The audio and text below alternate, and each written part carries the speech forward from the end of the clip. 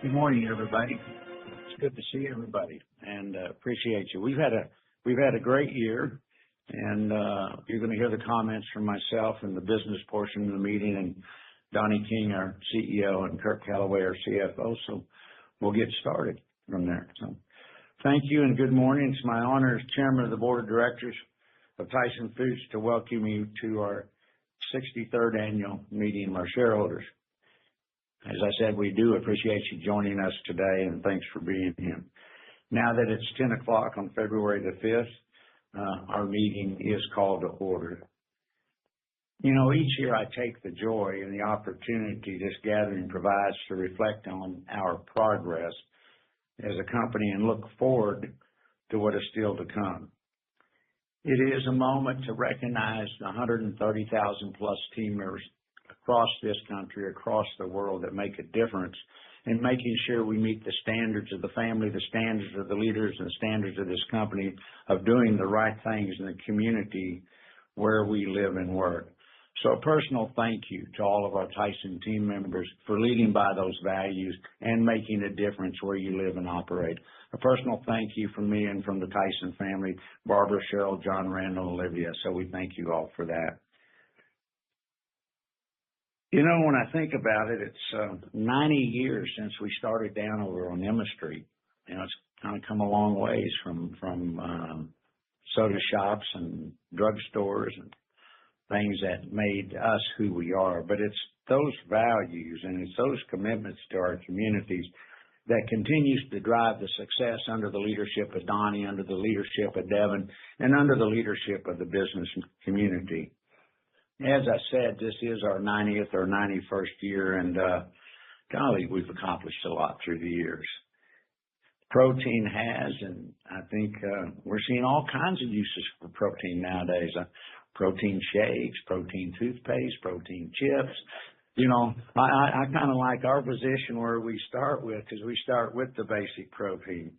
And we are absolutely the leader in the protein. We do have great products.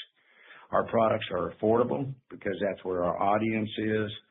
Our products taste good, and the obligation to create a value proposition for people to have a chance to go home and eat with their families, a chance to go home and create memories with their families is part and parcel to our responsibility.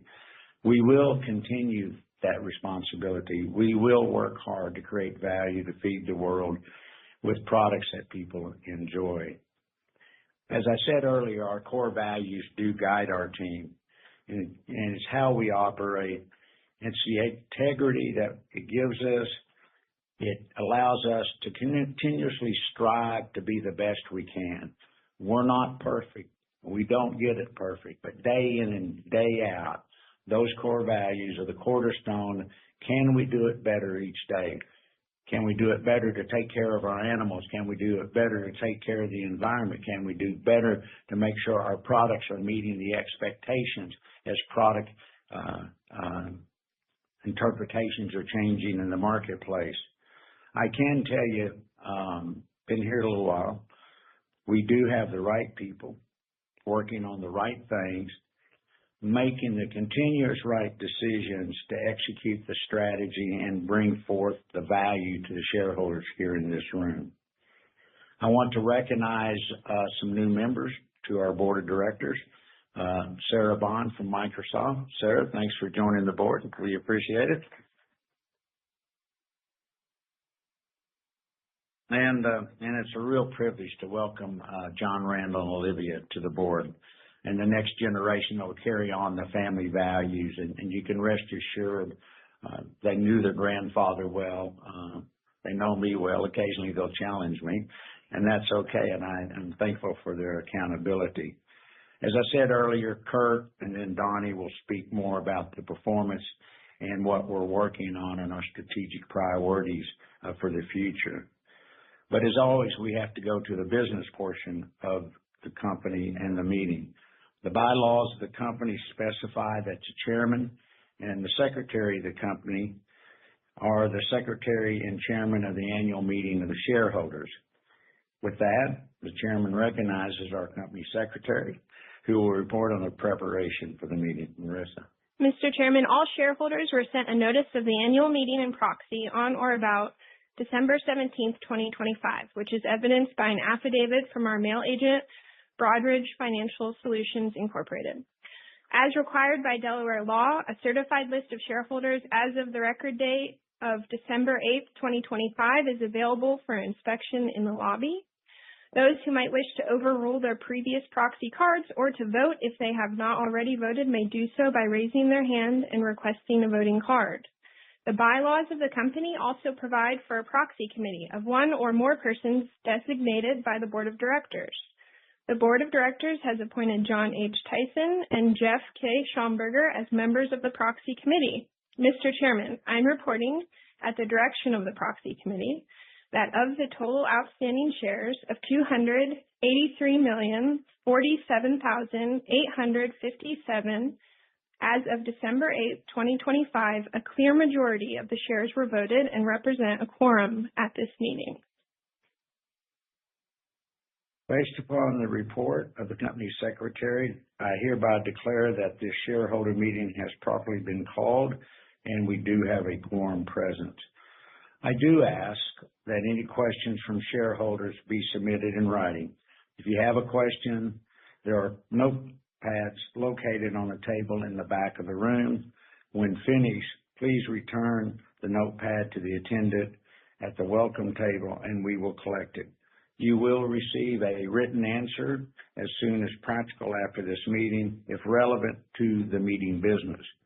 I hereby appoint Brett Johnson, Sergeant at Arms, and authorize him to appoint deputies to enforce the rules of the meeting, which are in your program. The next item of business is the election of your directors, and will each director stand when I call your name, and we'll give them a big round of applause because they do make my job easier and they do help this leadership team. Les Vallich, Governor Mike Beebe, Sarah Bond.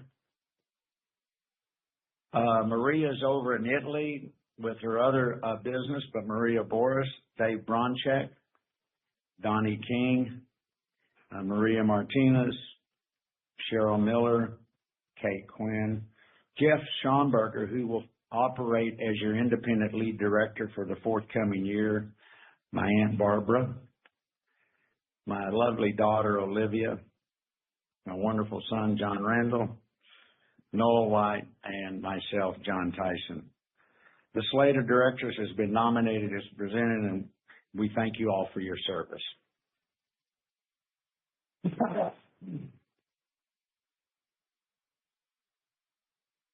And Marissa, would you report on the results of the vote?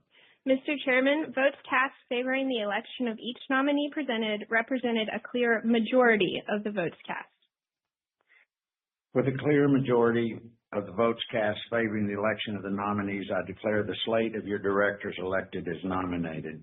The next item of business is a proposal to ratify the selection of PricewaterhouseCoopers as the company's independent registered public accountant for the year ending October 3rd, 2025. And would the secretary read the results of that vote? Mr. Chairman, votes cast favoring ratification of the selection of PricewaterhouseCoopers LLP as independent registered public accountant represented a clear majority of the votes cast. Thank you. With a clear majority of the votes cast for the ratification, I declare the election of PricewaterhouseCoopers LLP as the company's independent registered public accountant for the year ending October 3rd, 2026 ratified.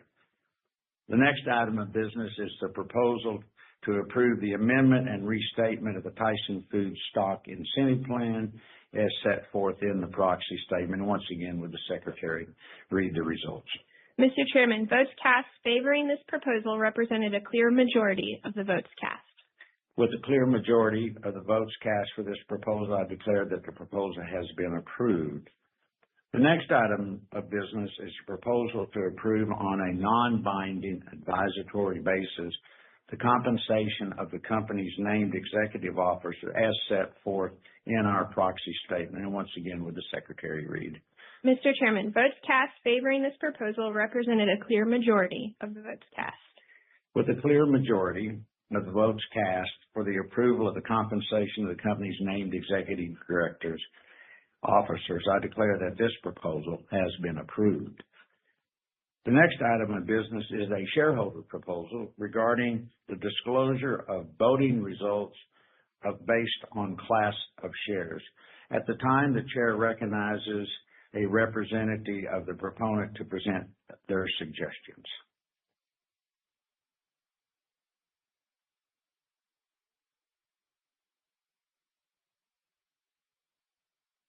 Good morning, Mr. King, Mr. Tyson, Mr. Schomburger, members of the board, and fellow shareholders.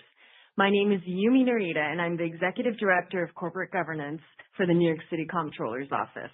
I'm presenting Proposal 5 on behalf of the New York City Comptroller, Mark Levine, and 4 New York City pension funds, which are long-term shareholders. Proposal 5 asks the board to adopt a policy requesting that Tyson disclose the voting results on proposals according to the class of shares. You wouldn't know that it was us that filed the shareholder proposal, as the name of shareholder proponents are not disclosed in your proxy, a practice that's standard at most companies. If we were to poll your top unaffiliated investors, you would find that this information is important to them. Proponents even have the terribly difficult job of traveling to this beautiful place to present, as I have today, and escape a bitterly cold New York City winter. Starting in the fall of 2024, the New York City pension funds have had multiple conversations with Tyson management highlighting the importance of this type of disclosure. As for our shareholder proposal, the disproportionate influence insider shares have had is evidenced by the following. These proposals received majority independent support at Tyson. In 2024, a vote tabulation disclosure, very much like ours, received 55% from independent investors. In 2021, a human rights due diligence proposal received 81% of support from independent shareholders, and a 1 vote per share proposal received the highest support at 88%. One of our goals in terms of this disclosure is to ensure that the concerns of independent shareholders are communicated appropriately to the board. We were told by management that the board has never asked for the disaggregated vote results, and we're left to wonder why. We appreciate our engagement with management this year, but urge the board to go further to provide shareholders with more transparency. Thank you. Thank you for your time. Thanks for the consideration and the respect.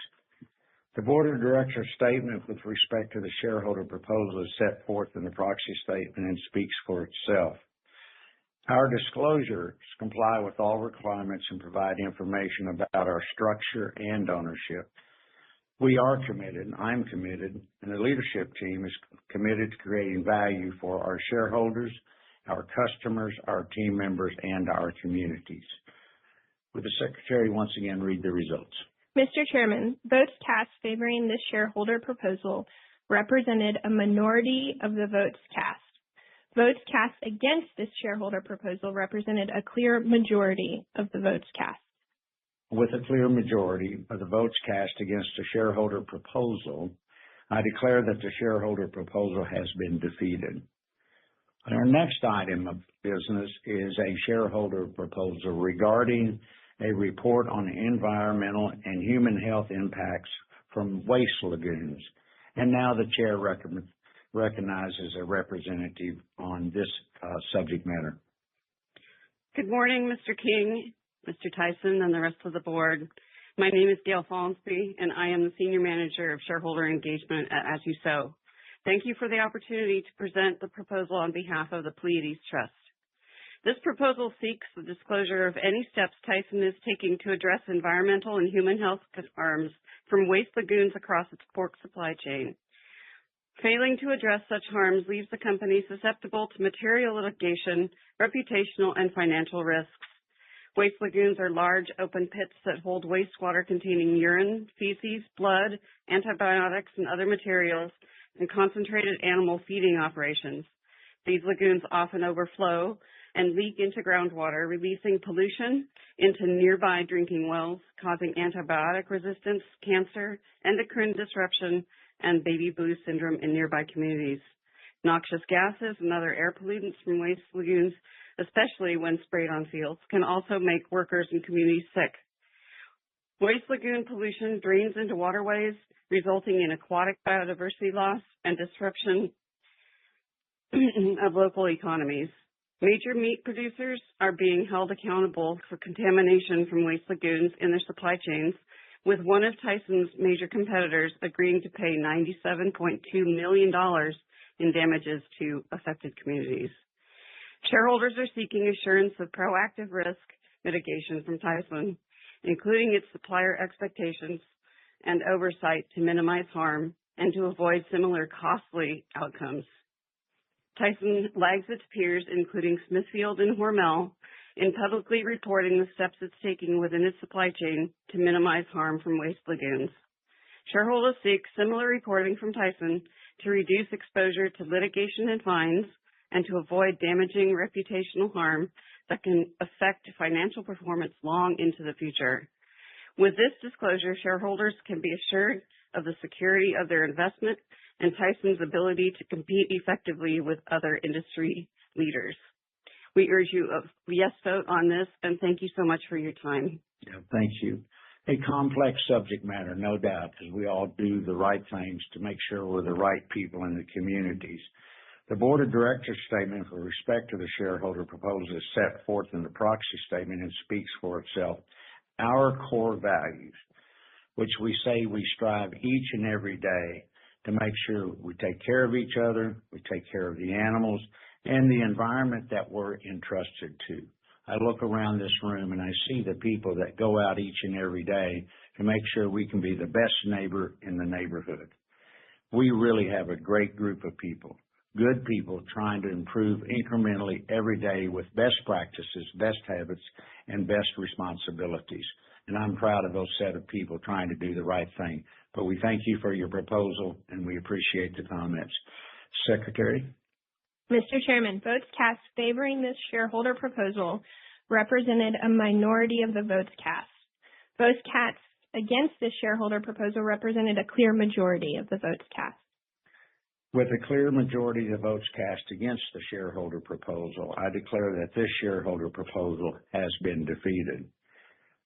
The next item of business is a shareholder proposal regarding a report on the anticipated impact of recent changes in the U.S. immigration practices on the company's finances and operations.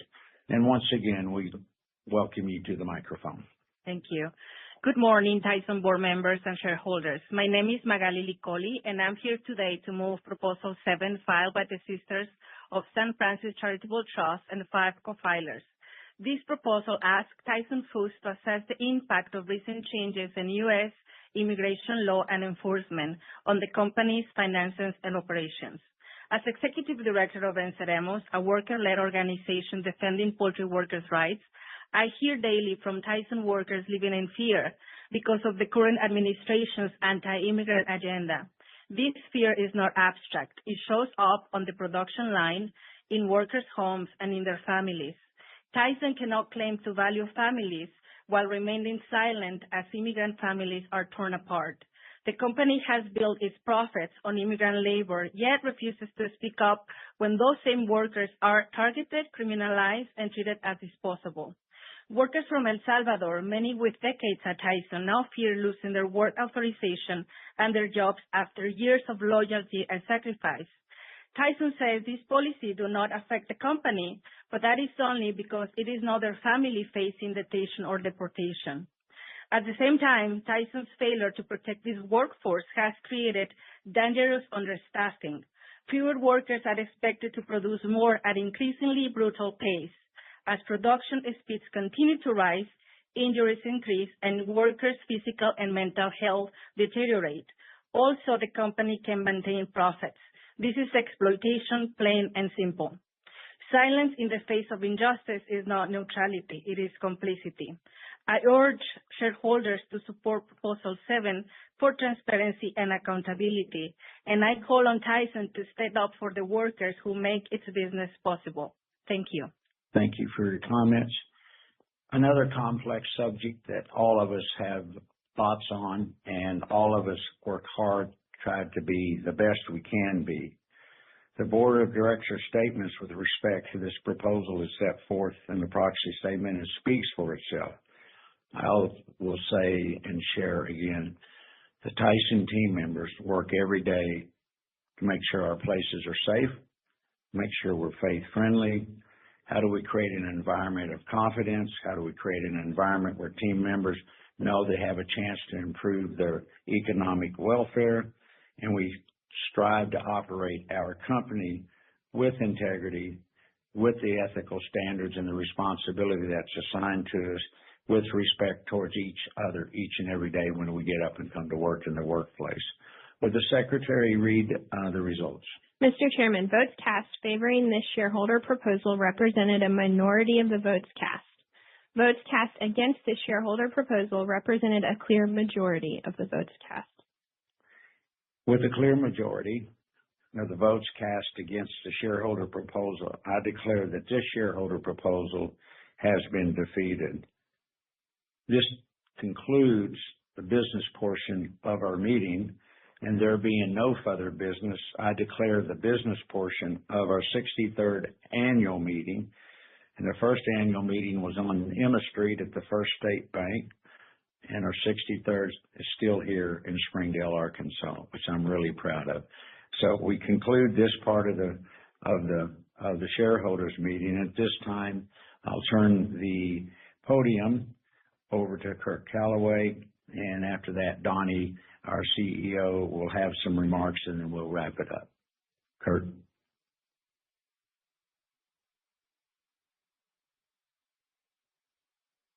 Thank you, Mr. Chairman, and thank you to everyone joining us this morning.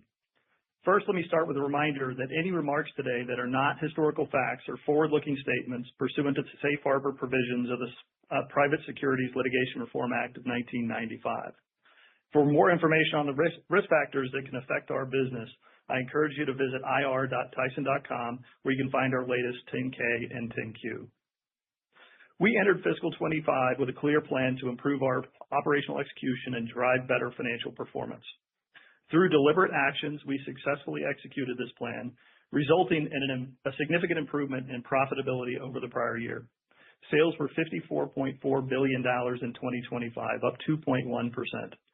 Based on our performance in Q1 and our full outlook for fiscal 26, we believe our performance continues to move in the right direction. Turning to our financial position, our approach to capital allocation remains disciplined, deliberate, and forward-looking. We are focused on maintaining our financial strength, investing in our business, and returning cash to shareholders. I'm pleased with how cash has trended, with full-year operating cash flows of $2.2 billion, significantly ahead of capital expenditures at $978 million and dividends of $697 million. We ended the year with $3.7 billion in liquidity and net leverage at 2.1 times, an improvement of a half a turn compared to last year. If you step back and look at our balance sheet and leverage over the last year, we've made immense progress, strengthening the financial foundation. With leverage continuing to decline and cash flows remaining strong, we returned $893 million to our shareholders through a combination of dividends and share repurchases. While dividends remain our primary way of returning cash to shareholders, we believe share repurchases represent an attractive opportunity. Our balance sheet remains healthy as we prioritize our financial strength, our commitment to investment-grade credit rating, and cash management to drive long-term shareholder value. In our most recent quarter, we paid $177 billion in dividends, as our board of directors increased the annual dividend per Class A share in fiscal 26 to an expected $2.04. This marks the 14th consecutive year of increasing our dividend per share. This increase in dividends reflects the confidence of our management team and board have in our cash flows of the business. With that, I'd like to hand things over to our President and Chief Executive Officer, Donnie King.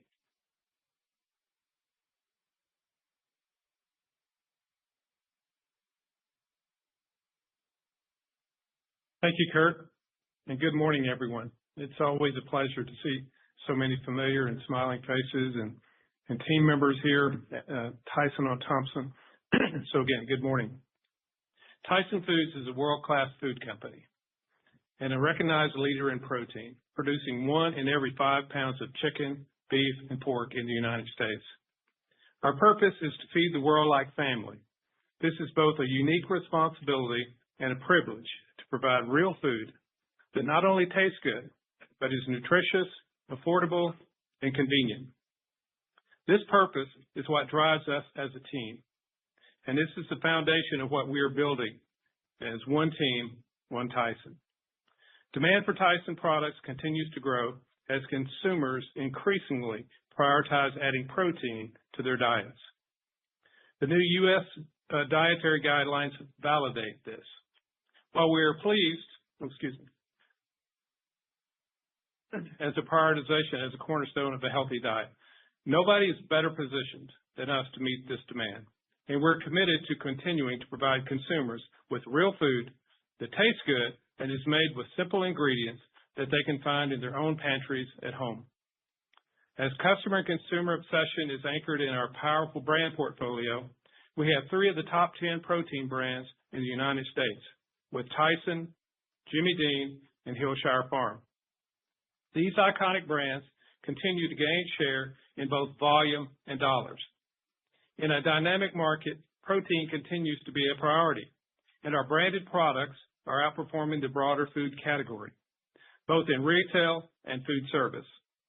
While competitors face challenges generating demand, our consistent share gains reflect our distinct competitive advantage. We win because of the strength of our brands and the quality of our protein products. While we are pleased with our successes, we're not satisfied and remain focused on continually improving our business and strengthening our financial position. We are committed to disciplined management of capital expenditures and working capital. We recognize that none of this progress happens without our great team, working together and united in our purpose. Our team members and their development remain central to our culture. We're consistently strengthening our leadership pipeline, enhancing operational expertise, and building the capabilities needed to succeed for the long term. It is a privilege to represent the team members of Tyson Foods and to celebrate the progress we've made together. I'm excited for the future, a future where Tyson Foods continues to define the protein industry, where our brands set the standards, and where financial strength enables us to capitalize on opportunities ahead. Thank you to our shareholders for your continued confidence and support. Thank you to our board. Thank you to the Tyson family and to more than 133,000 team members. Thank you for everything you do to feed the world like family. It is your passion, dedication, and unwavering commitment to our purpose that makes me most excited about our future. With that, Mr. Chairman, I'll turn the meeting back over to you.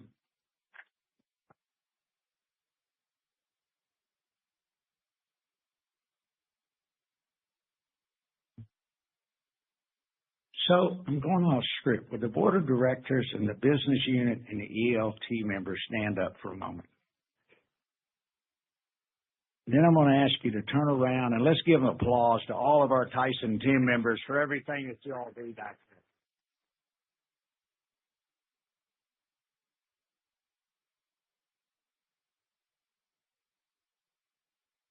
Thank you, Donnie. Thank you, Kurt, to everyone in person and online today. Thank you for your interest in Tyson Foods. They're really, really wonderful, and we have so much potential. Every time I come into the office nowadays, I say to Don, gosh, we got a great company. And we do, but it's a great company because of the men and women who make up the difference and lead our company.